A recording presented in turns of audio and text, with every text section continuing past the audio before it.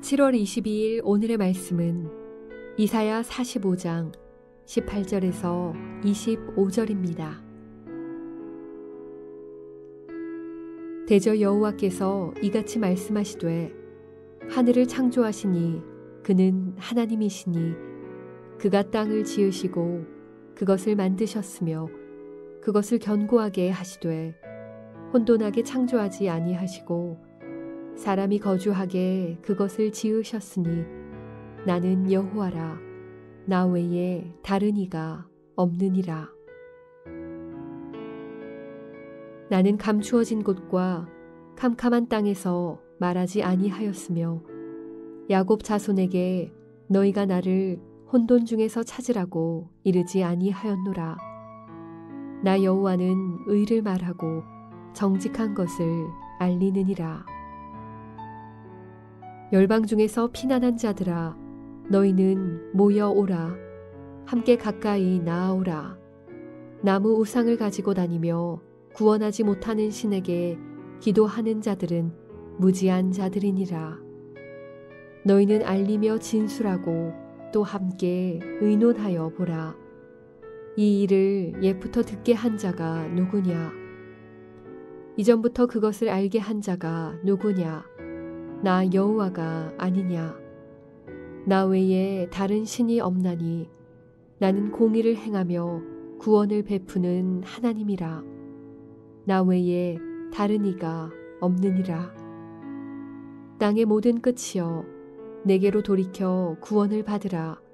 나는 하나님이라. 다른 이가 없느니라.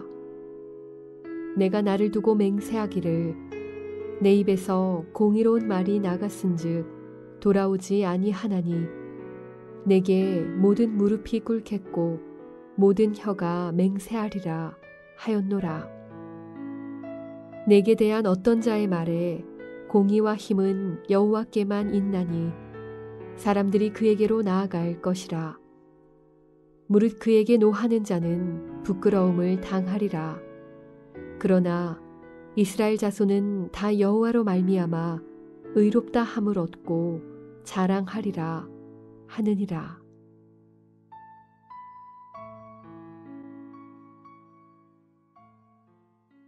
안녕하세요. 7월 22일 목요일입니다. 오늘도 말씀을 묵상하는 우리에게 하나님의 뜻을 아는 지혜와 그 뜻을 따르는 결단이 임하는 은혜가 있기를 기도합니다. 하나님은 어제 본문에서 이스라엘의 구원이 결국 열방의 구원으로 확대될 것이라고 말씀하셨습니다. 그리고 사실 이것은 40장 이후 66장까지 이어지는 이사야의 중요한 주제입니다. 하나님은 이스라엘의 바벨론 70년을 허투루 보내게 하지 않으셨습니다.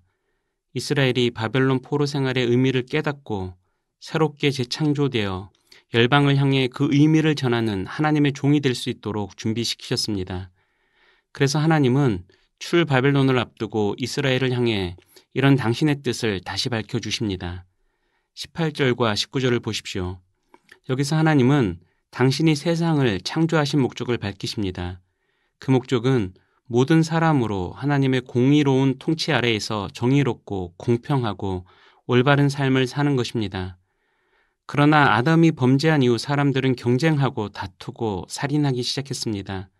민족과 민족, 나라와 나라가 더 많이 가지려는 탐욕에 이끌려 전쟁하고 약탈하고 세상을 훼손했습니다. 사람들은 하나님을 잊었고 하나님이 세상을 창조하신 목적은 아무도 알지 못하는 어둠에 갇힌 은밀한 미스테리가 되었습니다.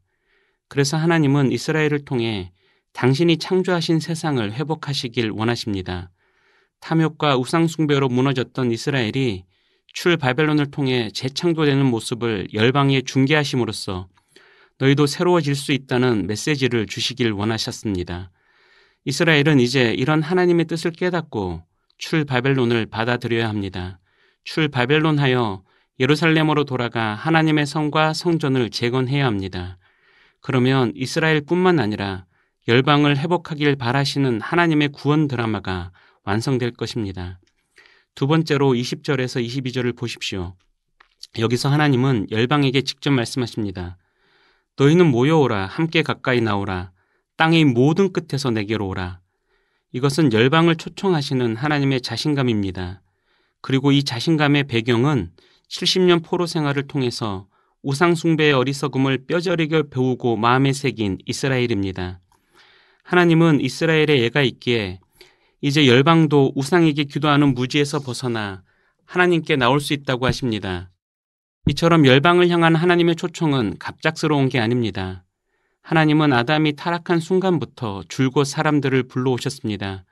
당신만이 유일한 하나님임을 드러내시고 애굽에 노예되었던 이스라엘을 구원함으로써 당신이 구원을 베푸시는 하나님임을 열방에 드러내셨습니다. 그리고 이제 출바벨론을 통해 당신이 공의를 행하며 구원을 베푸시는 하나님임을 다시 한번 드러내실 것입니다. 이스라엘뿐 아니라 열방도 구원하시기 위해 하나님은 반드시 그 일을 행하실 것입니다. 세 번째로 23절에서 25절을 보십시오. 이 부분은 하나님의 자기 맹세입니다. 하나님의 입에서 나간 공의로운 말씀은 단 하나도 허공으로 사라지지 않고 반드시 성취됩니다. 이 세상에서 가장 정직한 사람이라도 자신의 한계 때문에 자기가 한 말을 모두 지키지 못합니다. 그러나 하나님은 완전하시기에 당신의 말씀 동안 온전히 성취하십니다. 따라서 출바벨론을 통해 이스라엘을 열방의 빛으로 삼겠다는 하나님의 선교적 맹세는 반드시 성취될 수밖에 없었고 실제로 지난 역사를 통해서 열매를 맺었습니다. 오늘 우리가 21세기 한국에서 예수 그리스도를 믿는 자로 살아가고 있다는 것이 그 증거입니다. 하지만 열방을 향한 하나님의 선교적 맹세는 아직 종결되지 않았습니다. 하나님은 오늘도 이 맹세를 지키시기 위해 먼저 부르신 우리를 사용하십니다.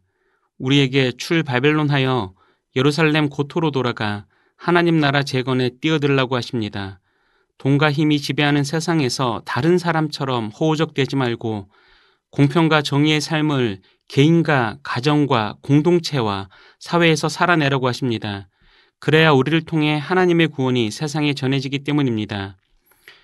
과거 영국에 윌리엄 월버포스라는 그리스도인이 있었습니다.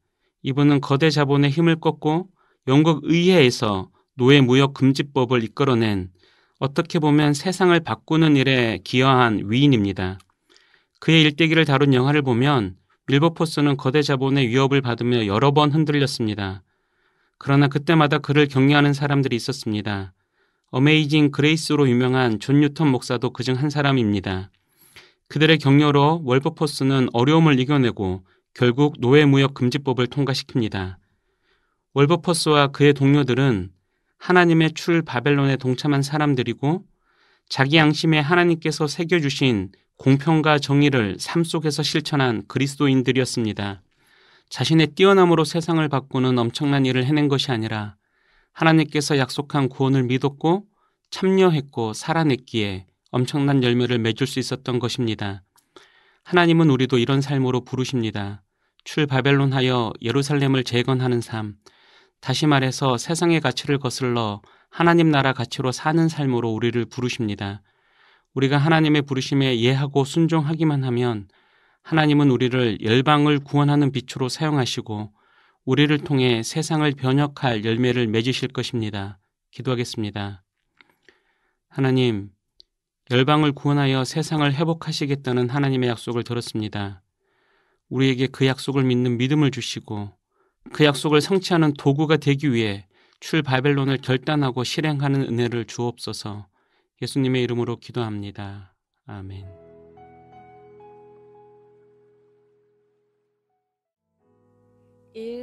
오심 기도. 하루 5번 마음을 다해 드리는 기도. 나는 죽었습니다. 제가 주인이 아니고 예수님이 저의 주인이십니다. 예수님은 십자가에서 죽으시고 부활하셨습니다.